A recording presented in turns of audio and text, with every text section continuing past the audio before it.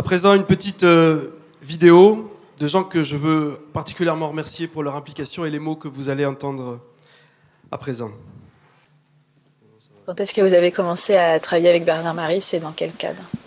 Je ne sais pas si je peux dire que j'ai travaillé avec Bernard Maris, parce que quand je suis arrivé à France Inter, pour moi, j'ai rencontré, pas un dieu vivant, je ne vais pas exagérer, mais enfin voilà, quelqu'un évidemment impressionnant pour un jeune journaliste,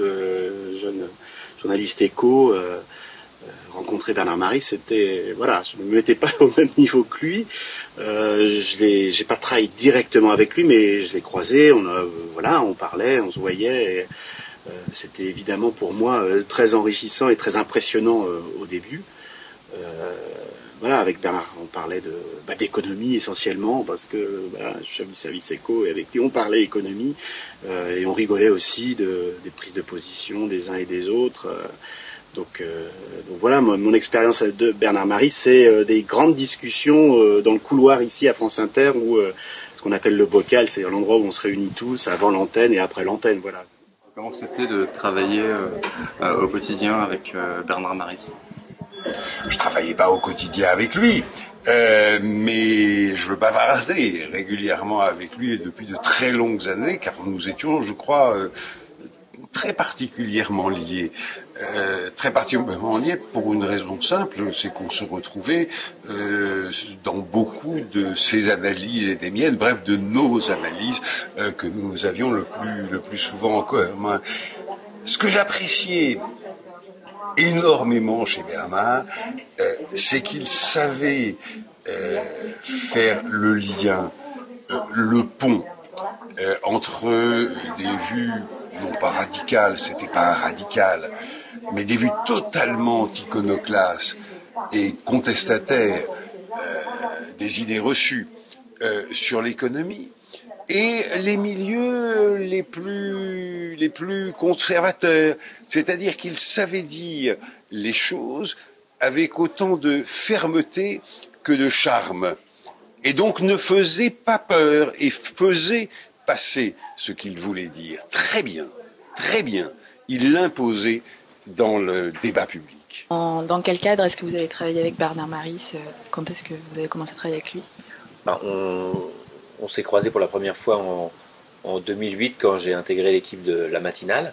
Il avait une chronique tous les matins, et après on a continué à se voir quand il a fait le débat tous les vendredis. Donc pendant toutes ces années, je le voyais d'abord tous les jours, après une fois par semaine, puis entre-temps c'est devenu un ami.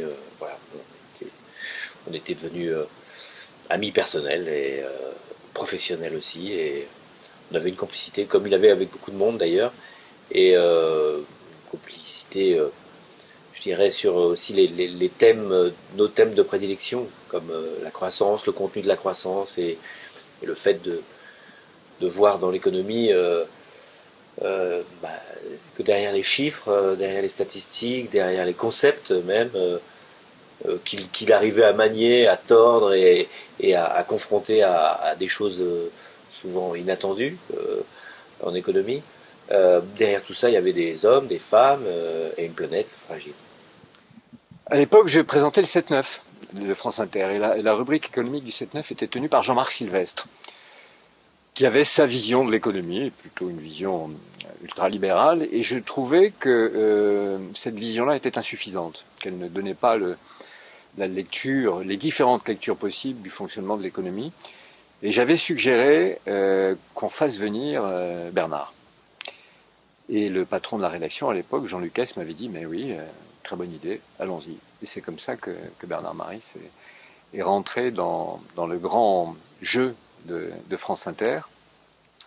Et j'ai trouvé, moi, que c'était formidable, parce que d'un seul coup, il y avait une approche, des enjeux économiques qui était beaucoup plus complète et beaucoup plus équilibrée, en fait. C'est une voix atypique, assez contradictoire. Parfois, moi, on rigolait, je me moquais un peu de lui, parce qu'il était à la fois à la Banque de France, et puis très sulfureux, mais il était passionné par l'histoire de la guerre de 14 aussi, et un peu anard en même temps, et très attaché à des valeurs presque patriotiques quelquefois, et puis en même temps libertaire.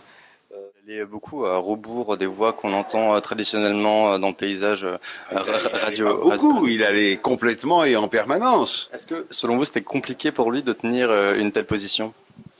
Non, je ne pense pas. En tout cas, ça ne l'était pas à France Inter.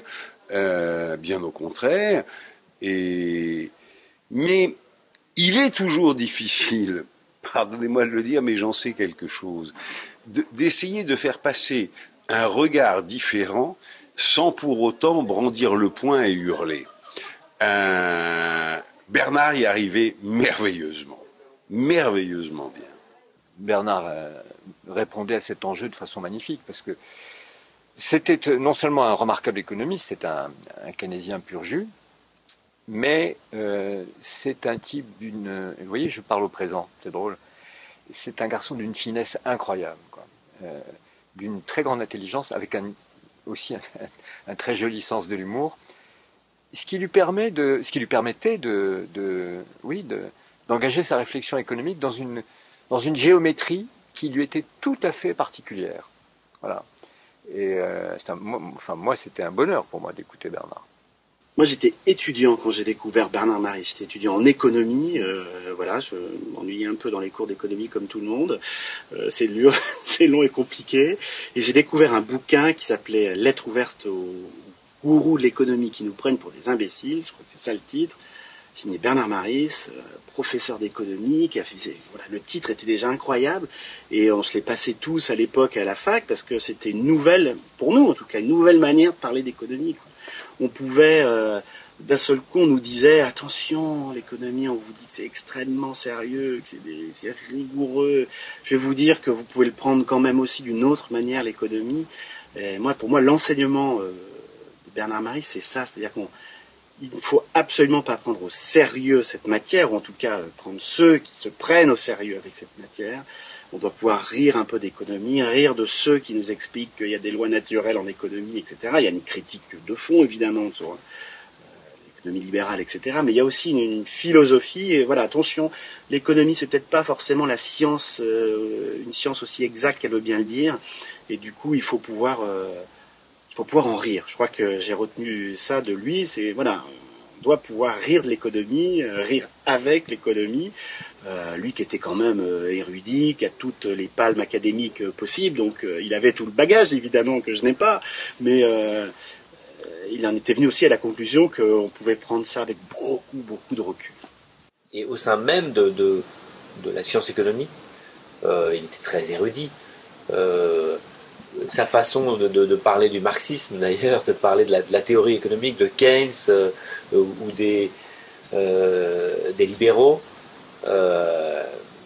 des monétaristes, c'était toujours un délice de discuter avec lui parce que il retournait les concepts, il les interrogeait, il se moquait même un peu des concepts économiques comme on peut se moquer de personnalités un peu trop pompeuses comme ça, tout en les respectant, en essayant de les comprendre, mais en les interrogeant et en se moquant un peu d'eux. Et c'était toujours passionnant.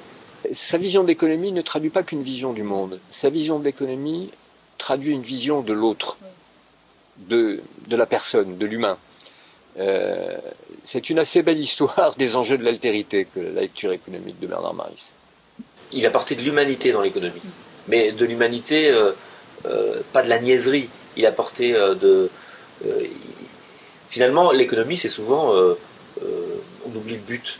On oublie le but, et le but, c'est quand même de faire en sorte que le plus grand nombre d'êtres humains vivent dans des conditions décentes, tout en préservant l'objet sur lequel on est installé, la Terre. Je pense à sa façon, par exemple, de dire « Ah bah voilà, ce matin, je suis venu en taxi, donc en bagnole, donc c'est bon pour la croissance. Ça a fait augmenter la croissance puisque j'ai dépensé de l'essence. En plus, il y a eu un embouteillage.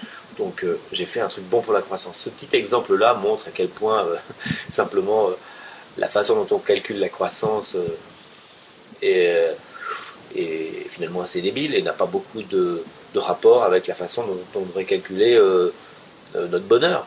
Il nous a agacé des fois, il m'a agacé le dernier temps. Je dis ouais, bon voilà, c'est son petit ronron habituel contre la bagnole, contre plein de choses. Voilà, bien sûr qu'il y a des fois il dit bon Bernard, tu nous fatigues, mais aujourd'hui on voit bien que qui porte finalement aussi fort que lui, aussi brillamment que lui, ce message sur il faut réfléchir à un nouveau modèle économique basé effectivement sur la défense de la planète, la préoccupation des ressources qui ne sont pas infinies, etc.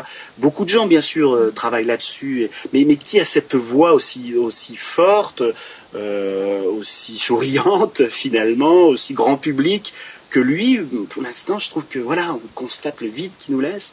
Il va falloir trouver d'autres personnes pour porter ça, mais je crois que lui, il savait, plus que les autres, avec beaucoup de talent, porter cette vision-là. C'était une personnalité vraiment étonnante et rare, quoi, à tous égards. C'est un type...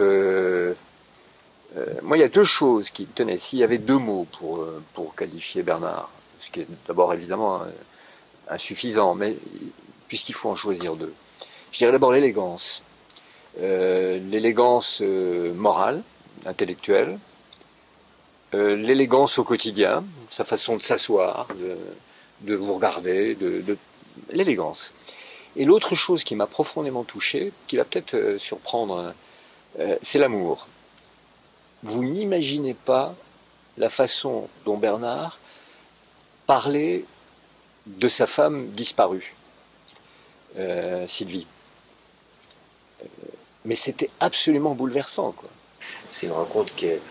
Voilà, et quand j'ai su qu'il y avait un attentat à Charlie, tout de suite j'ai envoyé un SMS en lui demandant « Dis-moi que t'es vivant, dis-moi que t'es vivant ».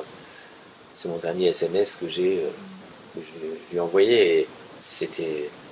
ça a vraiment été terrible. Et le vendredi matin, le surlendemain, j'ai détesté mon réveil. Tous les vendredis, je déteste mon réveil. C'est quelqu'un que j'aime infiniment, quoi, que vraiment. Voilà, c'est un très grand. Pour moi, c'est un vrai, beau, grand journaliste.